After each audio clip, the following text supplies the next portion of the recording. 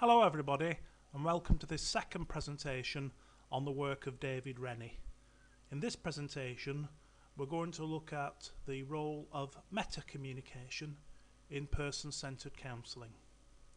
We'll be looking at what meta-communication is, how it can be used, the four types of meta-communication that Rennie identifies, and then an opportunity to practice this in our skills groups.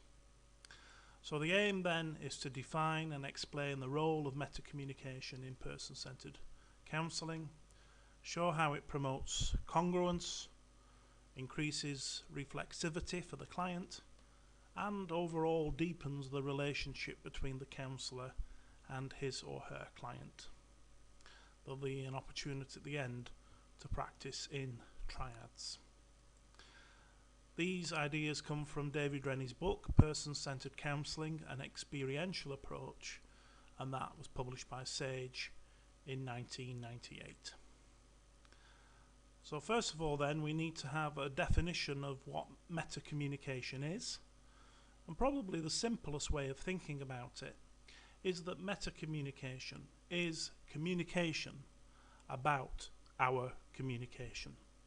So in a counselling context, it's any intervention, communication, observation that focuses the client's attention on the way that the counsellor and the client are communicating with each other.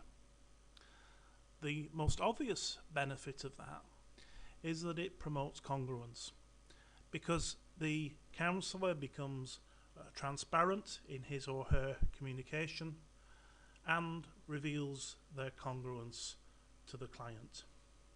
It also enables the client to experience more reflexivity, which is reflection that leads to increased self-awareness and agency, and it makes the relationship between counsellor and client not only more transparent, but hopefully it deepens it too. Now, according to Rennie, there are four types of meta-communication, and we're going to look at those four types, starting with form 1, which is where the counsellor reveals the reasons for his or her communication. An example, I'm asking that question, or I'm saying that, or I'm making that observation because, or in order to, and the effect of this is to promote congruence and transparency, to reveal the intention behind the counsellor's intervention. The second form of meta-communication involves the counsellor revealing the impact of the client's communication. For example, as you described what happened in your childhood, I began to feel really angry and upset. Now, you may think that the effect of this is to take the client off track and to focus the attention on the counsellor and their feelings. But what actually happens in practice is that the client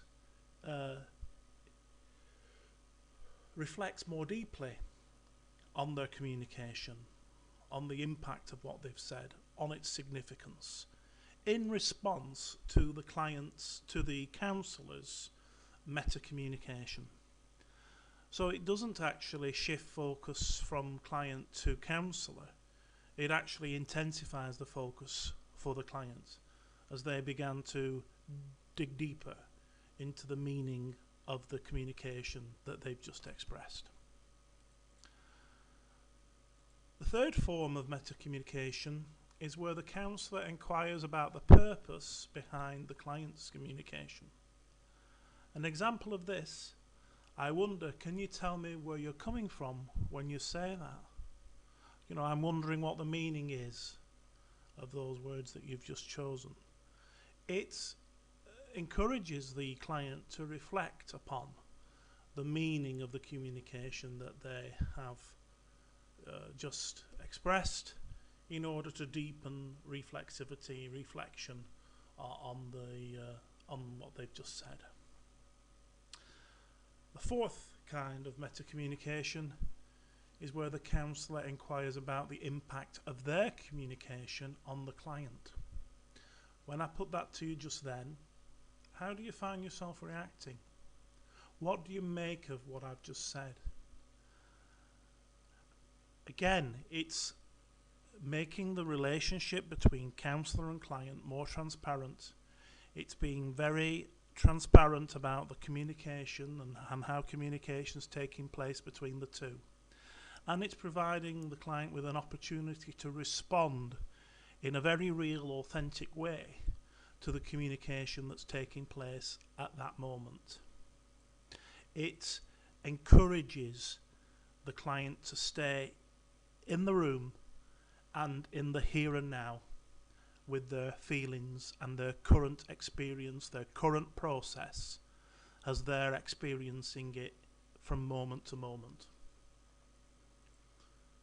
So the conclusion is that we can deepen an exploration of the client's material by using meta-communication, and I invite you to have a go at practicing this in your skills groups.